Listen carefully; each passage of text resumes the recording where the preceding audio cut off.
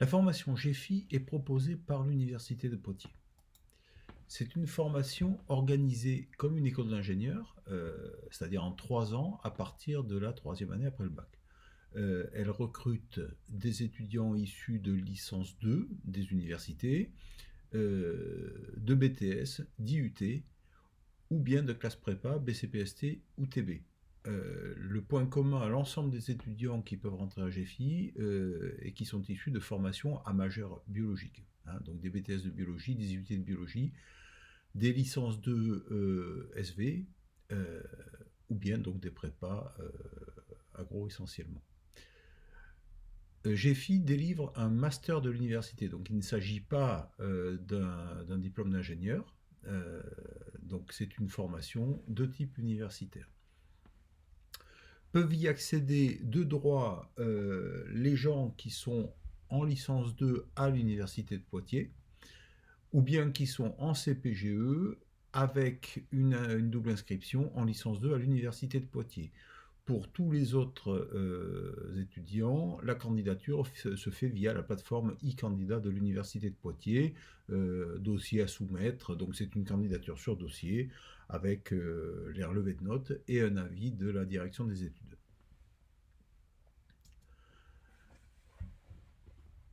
L'état actuel des promotions en termes de répartition vous est donné par cette illustration. Donc vous voyez que donc pour les promotions 2024 actuellement en première année à GEFI et 2023 actuellement en deuxième année à GEFI, vous avez donc une majorité d'étudiants qui sont issus des L2 universitaires et les étudiants IUT BTS en cumulé représentent à peu près le même effectif. Après, on a une proportion plus faible d'étudiants qui viennent de CPGE, et puis on a quelques étudiants en particulier qui viennent de l'étranger via la plateforme Campus France. Donc sur la droite de la diapo, vous voyez les formations à partir desquelles sont recrutés une majorité des étudiants GEFI, au moins actuels. Donc vous voyez, il y a différents IUT, différents BTS, des classes prépa d'un peu partout, et les L2 sont majoritairement les L2 de Poitiers et de Tours. Alors avant toute chose, où mène GEFI? C'est-à-dire que formation universitaire en 3 ans qui délivre un master, ça amène à des emplois d'ingénieurs. Même s'il n'y a pas le titre d'ingénieur, les GEFI sont recrutés comme ingénieurs dans l'industrie pharmaceutique, biomédicale et les sous-traitants de ces industries-là.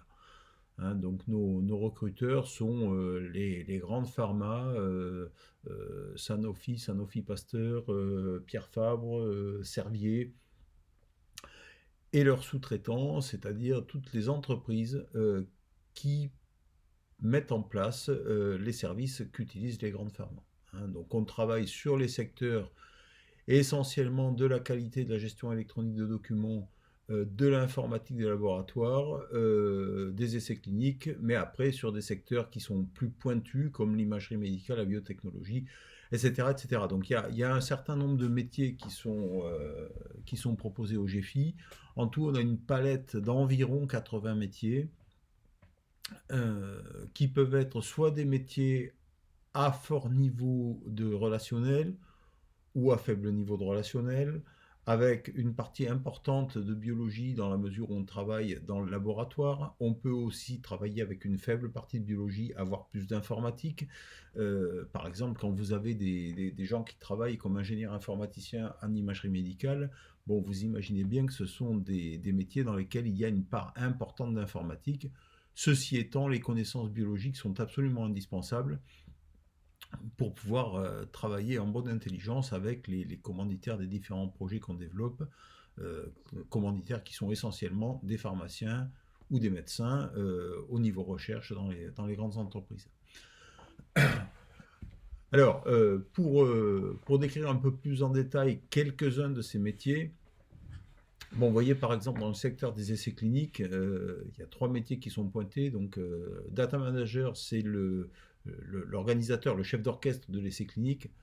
Donc c'est quelqu'un qui a un rôle d'organisation, de pilotage d'équipe, mais aussi un rôle technique de pilotage des outils informatiques qui servent pour le secteur des essais cliniques. Alors il s'agit bien de pilotage d'outils et pas du tout de développement d'outils. Hein, donc pour vous faire un ordre d'idée, quand vous programmez un outil, vous développez toute l'informatique. Quand vous paramétrez un outil, vous utilisez quelque chose qui est déjà en place et vous vous contentez de le régler. Par exemple, quand vous ouvrez un compte personnel sur des plateformes genre Instagram, Facebook, LinkedIn ou autres, vous ne développez pas l'informatique de ces outils. Par contre, vous créez un compte, vous paramétrez votre compte, vous mettez en place votre identification, vos photos, etc. Ça, c'est ce qu'on appelle faire du paramétrage. Donc, dans le cadre du data management, on a une partie importante de paramétrage. Après, on a d'autres secteurs métiers, comme par exemple la qualité, où il y a, vous voyez, un certain nombre d'outils quand on fait de l'ingénieur à validation ou de l'ingénieur audit. Bon, c'est des métiers sur lesquels on a un niveau technique qui est relativement peu important. Par contre, on a besoin d'une partie importante de communication, de relationnel avec les différents partenaires du projet. Bon, je pourrais vous parler d'un certain nombre d'autres secteurs comme ça. D'une façon générale, ce qu'il faut voir, hein, donc c'est l'illustration que vous avez sur les critères de choix en bas à gauche de la diapo. Vous avez trois curseurs, le curseur de biologie, le curseur d'informatique et le curseur relationnel, enfin l'humain, quoi.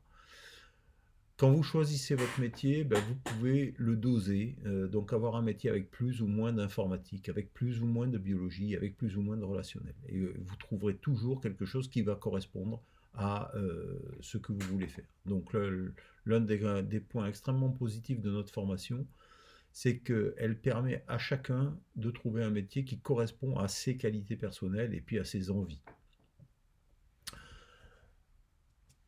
En termes d'insertion professionnelle, alors cette illustration-là vous donne un aperçu de ce qui s'est passé sur les 15 dernières années en matière d'insertion pro. Donc nos étudiants soutiennent leur stage de fin d'études ou leur alternance de fin d'études fin septembre.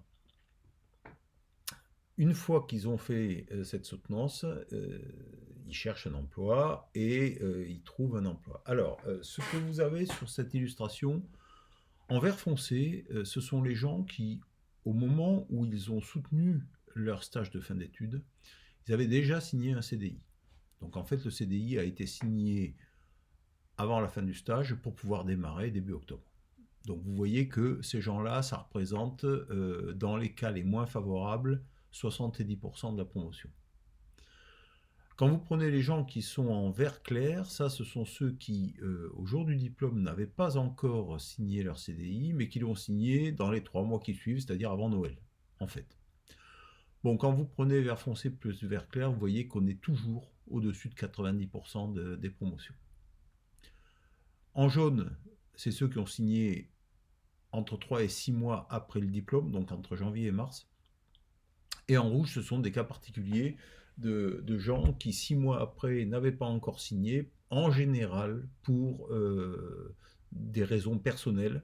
Hein, donc par exemple, en 2014, la personne qui s'est trouvée en rouge, qui a attendu pratiquement 1 an avant de prendre un emploi, en fait avait dans l'idée de chercher un métier dans les essais cliniques dans une ville où on ne fait pas d'essais cliniques. Donc il lui a fallu un certain temps avant de réaliser qu'il fallait revoir son projet. Donc bon, quand on a des cas comme ça, effectivement, c'est un peu problématique, mais c'est vraiment des cas particuliers. Ce qu'il faut retenir de tout ça, c'est que GEFI est une formation avec laquelle, quand vous êtes diplômé, vous avez un emploi, et vous avez un emploi d'ingénieur dans le secteur professionnel que vous avez choisi. Donc ça c'est vraiment le point fort de la formation. Illustration suivante, les salaires en embauche. Donc là, ce que vous voyez, c'est la situation pour la promotion 2021, donc celle qui est sortie en septembre 2021. Vous voyez qu'en moyenne, on est à 2300 € net par mois salaire d'embauche, donc ce qui est un standard pour les ingénieurs, hein. On n'est pas particulièrement au-dessus de la moyenne des écoles d'ingé, on n'est pas en dessous non plus. C'est quelque chose qui est assez classique. Alors bien sûr, vous avez certains GFI qui démarrent avec des salaires faibles, genre 1500 euros par mois. Ça, ce sont des gens qui ont choisi de prendre un CDD en centre hospitalier en attendant un CDI. Donc le profil le plus classique de ces étudiants-là, ce sont des gens dont le copain ou la copine est dans la promo suivante de GFI et qui restent à Poitiers, en général au CHU, pendant un an pour attendre leurs petits copains, copines. Et une fois que tout ce monde est diplômé, ben, les deux partent chercher un CDI ailleurs avec des niveaux de salaire raisonnables. Donc ça, c'est en général ce qui se passe pour ces gens qui sont peu payés. À l'opposé, vous avez des gens qui sont très bien payés. Ça, ce sont les gens qui, la plupart du temps, sont recrutés en direct dans les grandes pharmas ou bien qui vont faire des VIE, des contrats VIE, volontaires internationaux d'entreprise, à l'étranger, pour des boîtes comme Sanofi ou Perkin-Elmer ou des entreprises de ce type-là. Mais bon, la plupart se situent entre 2000 et 2500 euros net par mois, salaire d'embauche. Et ça c'est assez stable, hein. Alors, après, un autre point, toujours dans le côté statistique, euh, la plupart des écoles d'ingénieurs publient leurs chiffres d'insertion professionnelle et leur salaire d'embauche. Donc ça nous a permis de faire un comparatif, essentiellement pour voir comment GFI se situe par rapport aux grandes écoles qui, elles, délivrent des titres d'ingénieur. Donc sur l'illustration de gauche, ce que vous voyez, c'est ce qui se passe 3 mois après le diplôme. Donc vous avez en haut les gens qui sont en emploi, au milieu ceux qui sont toujours en recherche d'emploi, et en bas ceux qui sont en poursuite d'études, donc essentiellement à ce niveau-là, ceux qui ont démarré des thèses ou pas. Donc ce que vous voyez, c'est que en moyenne, les GFI sont plutôt mieux insérés professionnellement que les gens qui sortent d'écoles d'ingé, hein. Donc là, il s'agit des écoles d'ingénieurs, essentiellement de la banque agro, hein. Vous avez par contre plus d'étudiants des écoles d'ingénieurs que GFI qui font des thèses, hein. Les poursuites d'études, c'est des thèses à ce niveau-là. Bon, donc de ce point de vue-là, GFI a plutôt un bon score. Après, quand vous regardez les types de contrats, l'illustration du milieu, donc là encore, vous voyez que bon, on a une répartition où les GFI sont plus régulièrement recrutés en CDI qu'en CDD par rapport à ce qui se passe pour les écoles d'ingénieurs. Alors ça c'est conjoncturel, c'est-à-dire que GFI est une formation qui propose un profil biologie et informatique. Alors attention, ça n'est pas de la bioinformatique, c'est vraiment un profil biologie et informatique pour être ingénieur d'appui dans les grandes pharmas. Et c'est une formation qui est unique en France sur ce créneau-là. Donc ce qui fait que nos partenaires ont vraiment à cœur de recruter nos étudiants et de les garder. C'est ce qui fait qu'il y a un taux de CDI si élevé dans les recrutements GFI. Donc ça, c'est vraiment spécifique à la formation. Après, quand vous regardez les salaires, donc l'illustration de droite, bon, vous voyez que la moyenne, en fait, la moyenne GFI est globalement la même que celle des écoles d'ingénieurs. Après, au niveau max et mine, la plupart des écoles d'ingé ne communiquent pas sur ces valeurs-là. Du coup, je ne suis pas à même de faire un comparatif.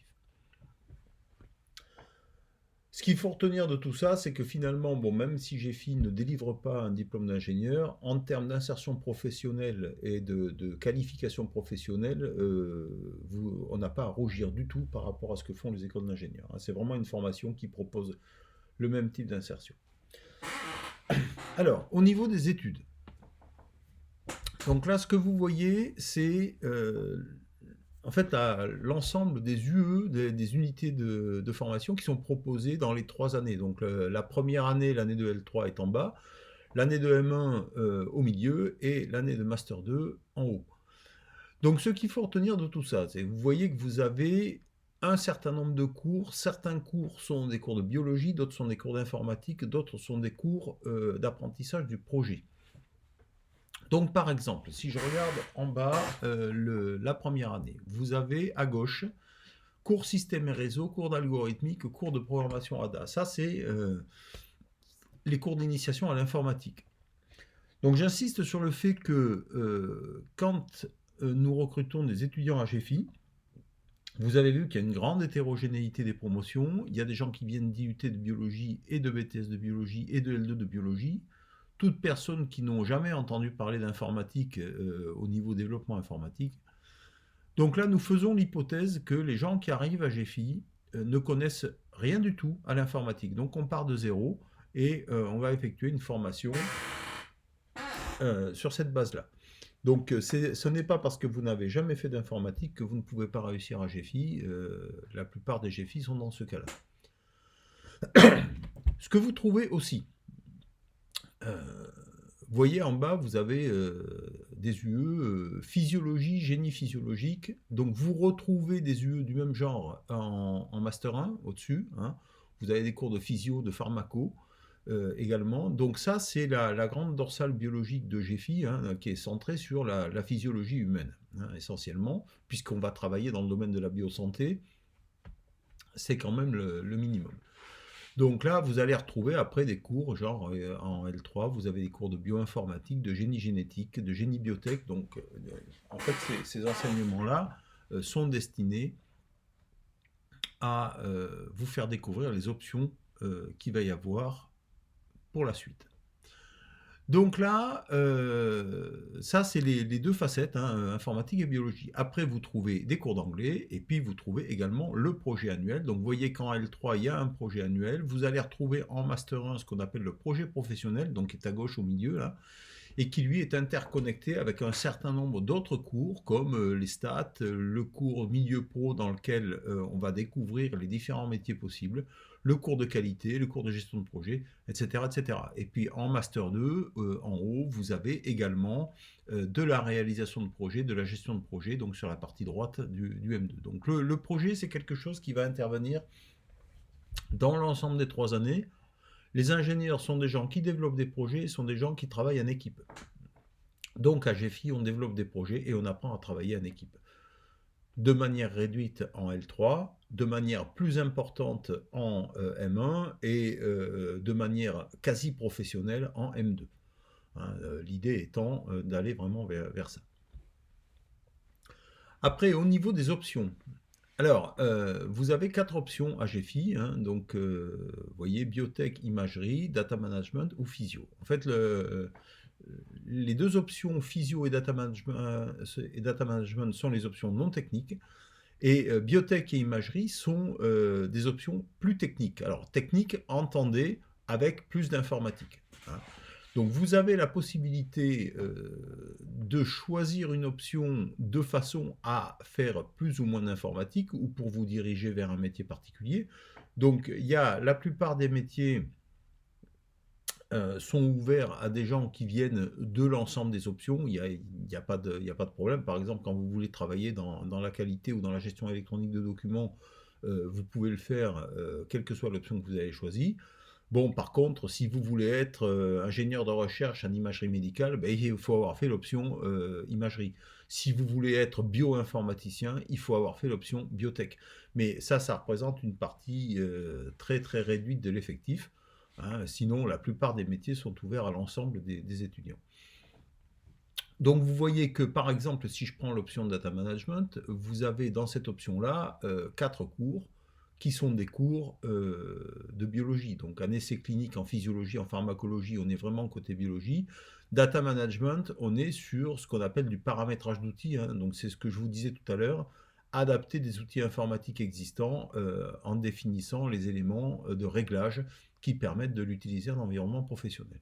Donc cette option-là est une option très peu technique. Vous avez l'option physio, donc à gauche des 4 pavés, où là vous retrouvez les cours d'essais cliniques de physio et de pharmaco, donc qui sont communs avec l'option data management.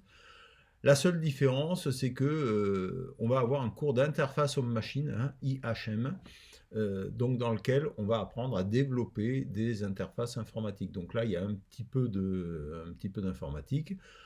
Par contre, vous voyez dans les options biotech et imagerie, là, on est clairement plus technique, hein. Donc en biotech, on a le cours d'Omics, donc apprendre les différentes techniques biologiques. Mais derrière, le cours de bioinfo, le cours de biotech, le cours d'IHM sont des cours d'informatique. Et en imagerie, c'est pareil, vous avez de l'infographie, de la synthèse d'images, de l'IHM, qui sont là aussi des cours d'informatique. Donc là, on a une dose technique beaucoup plus développée. Pour vous donner un ordre d'idée de la répartition des promotions, hein, en gros, physio et data management, ça représente 50 à 60% de l'effectif des promotions. Et biotech et imagerie, c'est environ 20 à 25% de l'effectif de la formation pour chacune des deux options. Donc on a vraiment une répartition qui n'est pas équilibrée entre les quatre options, mais ça, c'est pas un problème, hein. L'essentiel, c'est que les étudiants soient inscrits dans des cursus qui correspondent à leur profil, à leurs envies. Les pratiques pédagogiques que nous avons. Alors, comme vous venez de le voir, hein, je vous ai dit, il y a une partie qui est importante à GEFI, c'est l'objectif professionnel. Vous allez devenir ingénieur, donc il faut apprendre à travailler sur des projets et à travailler en équipe. Donc les pratiques pédagogiques sont elles aussi centrées sur ça. Alors bien sûr, nous avons des cours TD et TP classiques, hein, donc le classique cours d'amphi universitaire, on en a quelques-uns. Alors c'est une partie relativement réduite de l'enseignement, mais on en a quand même quelques-uns, avec des travaux, des séances de travaux dirigés, des séances de travaux pratiques. Donc des travaux pratiques en biologie, que vous connaissez parce que, par exemple, si vous êtes en IUT ou en BTS, des travaux pratiques de biologie, vous pratiquez assidûment.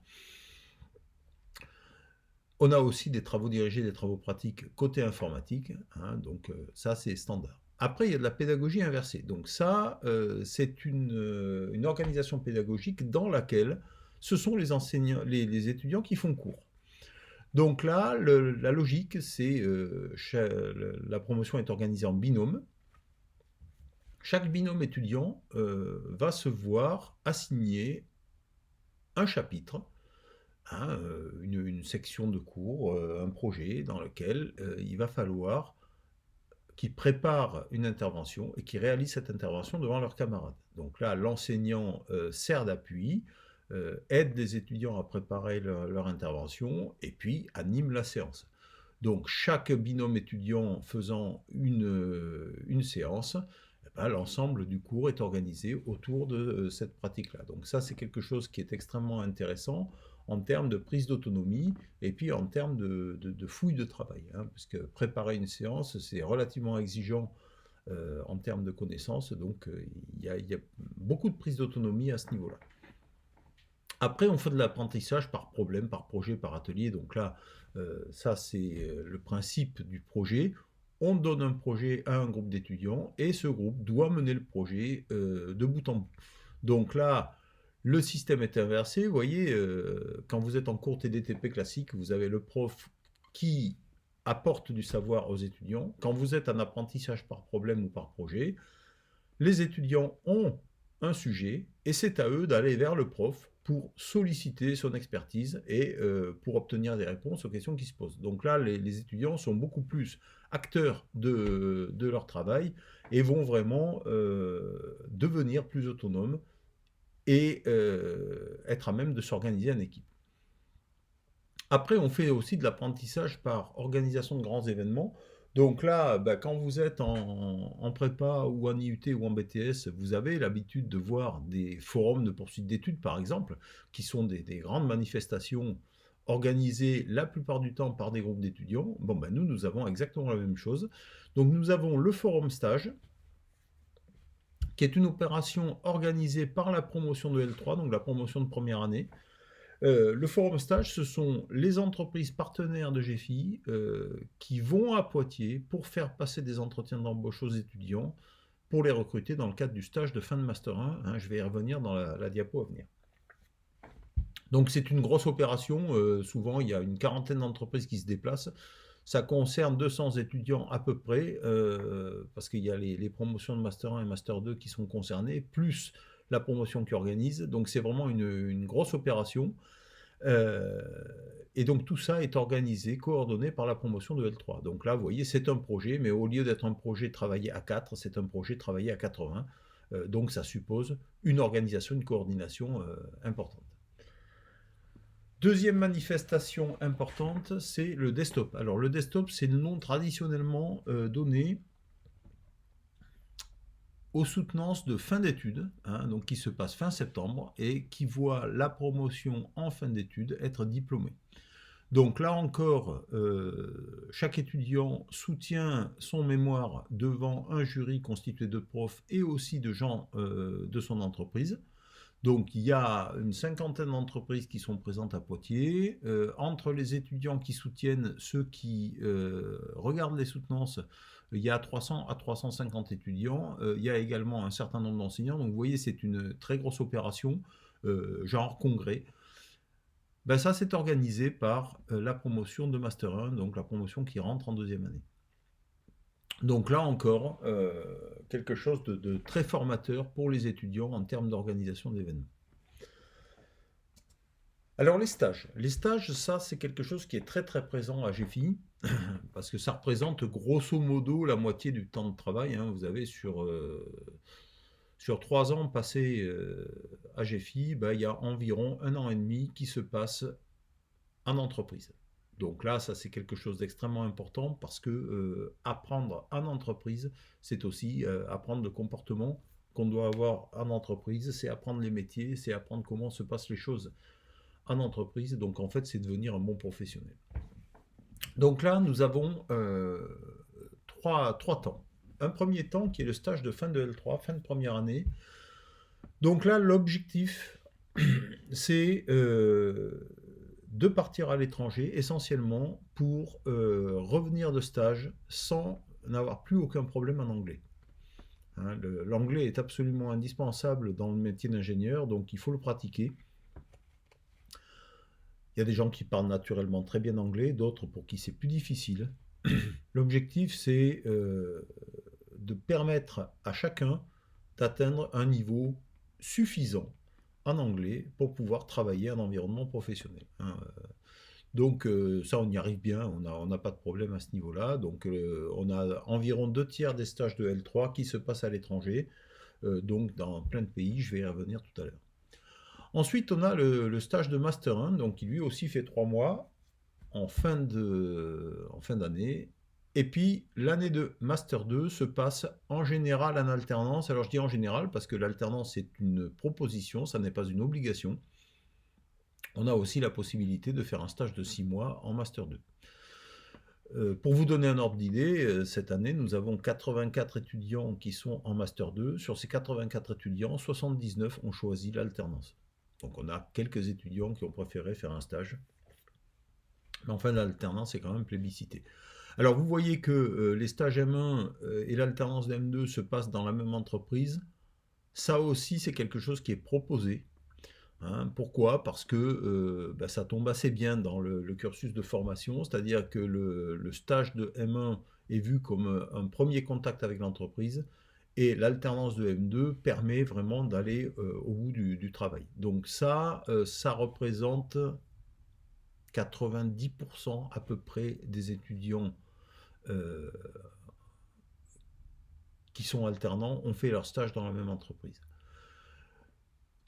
Le principe, c'est que, en fait, quand une entreprise va au forum stage, en janvier de l'année de M1, elle recrute quelqu'un pour un stage M1 avec dans l'idée de le garder en alternance et avec dans l'idée, après l'alternance, de le garder en CDI. Donc en fait, le forum stage qui se passe au début du M1, c'est pratiquement dans l'effet du recrutement en CDI.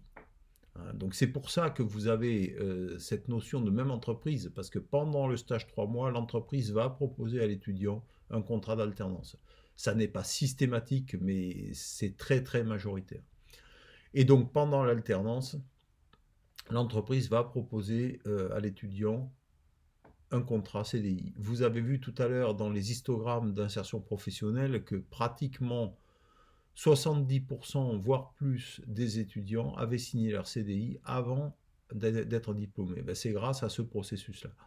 Donc là, nous avons quelque chose qui est quand même extrêmement fort en termes d'insertion professionnelle. Et vous voyez que ça démontre aussi euh, la très bonne reconnaissance de la qualité de formation par les entreprises. Alors, en termes de financement, donc vous voyez, bon, le contrat d'alternance, lui, c'est un contrat de travail. Donc lui, de toute façon, il y a un salaire qui, selon les entreprises, va varier entre 1100 et 1600 euros, parfois plus dans les grandes pharma, mais enfin, ça vous donne l'échelle standard de salariat en M2. Alors, le stage M1 est rémunéré de 900 à 1100 ou 1200 euros mensuels en fonction des entreprises. Nous refusons par principe les stages non rémunérés. Donc là, à ce niveau-là, M1, M2, tout est rémunéré. Alors en L3, les stages se passent en général dans des centres de recherche ou des universités à l'étranger, donc où là la rémunération n'est pas de mise. Ça peut arriver, mais c'est pas standard. Donc on fonctionne avec des mécanismes de bourse. Donc nous avons toutes les bourses de mobilité internationale qui sont à disposition. Donc les bourses Erasmus, les bourses du Crous, les bourses de la région Nouvelle-Aquitaine. Et puis nous avons aussi un programme de bourse maison. Donc programme de bourse GFI, donc on propose environ 15 bourses par an qui sont des tickets de 1000 euros par étudiant qui sont cumulables avec les bourses Crous, région ou Erasmus. Donc le principe, c'est nos entreprises partenaires subventionnent la formation via la fondation de l'université, et donc avec ces subventions, nous mettons en place un certain nombre d'actions, dont en particulier l'action Stage L3. Donc ça nous permet d'avoir de 15 à 20 bourses par an. Ces bourses sont attribuées par la direction de formation pour 50% au mérite, pour 50% sur critères sociaux, sachant que certains étudiants cumulent les deux.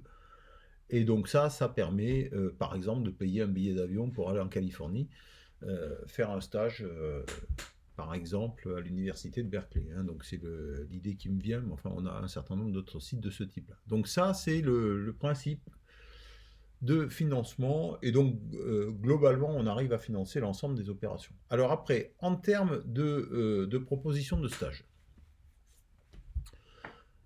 en fait, un GFI ne va pas chercher de stage. C'est plutôt un GFI choisi entre plusieurs stages. Vous voyez, en moyenne, les stages de 3 mois de fin de Master 1, on a une offre qui est très très supérieure au nombre d'étudiants.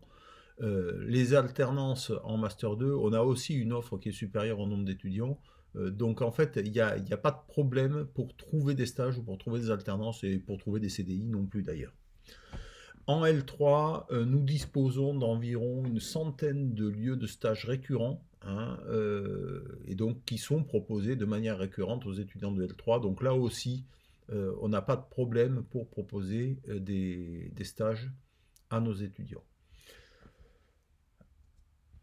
Au niveau lieu de stage, donc sur cette illustration-là, vous trouvez en bleu les lieux de stage de Master, donc Master 1 et Master 2. On n'a pas différencié la première et la deuxième année, puisque comme vous avez vu, la majorité des étudiants qui sont en stage M1 restent dans leur entreprise pour l'alternance en M2, donc c'est les mêmes lieux. En rouge, ce que vous voyez apparaître, ce sont les lieux de stage des L3. Alors c'est les lieux de stage des années 2018-2019, sachant qu'en 2020 et en 2021, on a eu quand même beaucoup de stages qui se sont réalisés à distance, qui étaient faits pour des organismes à l'étranger, mais qui se sont faits en visio, parce que, en raison de la pandémie Covid, les étudiants n'avaient pas l'autorisation de quitter la France. Donc, nous espérons que dans les années à venir, tout ça va revenir. En tout cas, nos lieux de stage sont restés. Nous sommes toujours en contact avec les différents organismes. Donc, vous voyez qu'on a des lieux de stage en Amérique, en Asie, donc par exemple Japon, en Océanie, et puis en Europe, nous avons un certain nombre de lieux, en particulier en Scandinavie, en Belgique, aux Pays-Bas, en Irlande. Alors les lieux de stage en Angleterre avec le Brexit, ça c'est un peu compliqué, parce que en fait en particulier tous les programmes Erasmus sont tombés. Donc on est en train de reconstruire des connexions, notamment en Irlande et en Scandinavie. Au niveau de l'emploi des GFI, donc là c'est après la sortie de la formation, là, vous avez une illustration qui vous donne une idée des lieux où travaillent les GFI. Donc, vous avez des points d'accumulation, hein, donc pas évidemment en Île-de-France où il y a énormément d'emplois, mais vous avez aussi à Toulouse, à Montpellier, à Lyon et puis sur la Côte d'Azur des points d'accumulation. Donc, par exemple, à Montpellier, c'est autour de la pharmacie, hein, autour de l'unité Sanofi de Montpellier et toutes les entreprises qui vont autour. Sur la Côte d'Azur, c'est toute la vallée de l'imagerie médicale, où là vous avez énormément de startups et d'entreprises qui travaillent en imagerie. À Lyon, c'est autour de la vaccination, donc là vous avez les grandes pharma, vous avez Sanofi Pasteur, vous avez des boîtes comme Genzyme qui sont installées à Lyon, et donc nous avons des gens dans ces entreprises-là et des gens dans des sociétés périphériques, hein, qui sont des prestataires qui travaillent au sein des grandes pharma. Donc je pense notamment aux sociétés comme Infogène ou CVO. Nous avons à Paris donc des sociétés comme Arondor ou Amexio qui travaillent en gestion électronique de documents et qui recrutent beaucoup de nos étudiants, bon, etc., etc. Hein. Donc vous voyez qu'il y a plein d'autres points. Chaque tag que vous trouvez sur cette carte correspond à une ou plusieurs sociétés. Vous remarquez la présence de GFI en Suisse, hein, autour essentiellement du laboratoire. Et puis en Belgique, donc vous avez à Bruxelles la société GSK et ses sous-traitants, et puis vous avez autour de l'île Courtrai, pareil, un autre pôle d'imagerie avec en particulier la société Barco. Alors, l'équipe de direction de GFI, ce qui est intéressant dans cette diapo, c'est que vous pouvez voir la diversité disciplinaire, hein. Donc, nous avons dans l'équipe de direction, donc Patrick Girard, qui est patron de la formation, qui lui est quelqu'un qui est à la fois biologiste et informaticien, donc il y a une vue complète du process. Vous avez Alan Fous et Jocelyn Bescon qui sont responsables de GFI. Donc Alan, lui, est informaticien, Jocelyn est physiologiste, et donc à eux deux, ils couvrent l'ensemble des deux facettes. Annie, qui se trouve être directrice des études de la formation GFI, donc elle est responsable de la première année GFI, le L3, mais elle est aussi directrice des études pour les 3 années. Donc à ce titre, elle assure un suivi de proximité de l'ensemble des étudiants. Vous avez donc Thierry qui lui s'occupe plus spécialement des relations entreprises, et donc en particulier à ce titre il pilote le forum stage. Et moi, Dominique, donc je suis responsable de la dernière année et je m'occupe en particulier de la communication vers les formations de premier cycle universitaire. Donc c'est à ce titre que je réalise cette diapo. Donc ces quelques personnes, en fait, sont les gens qui dirigent la formation.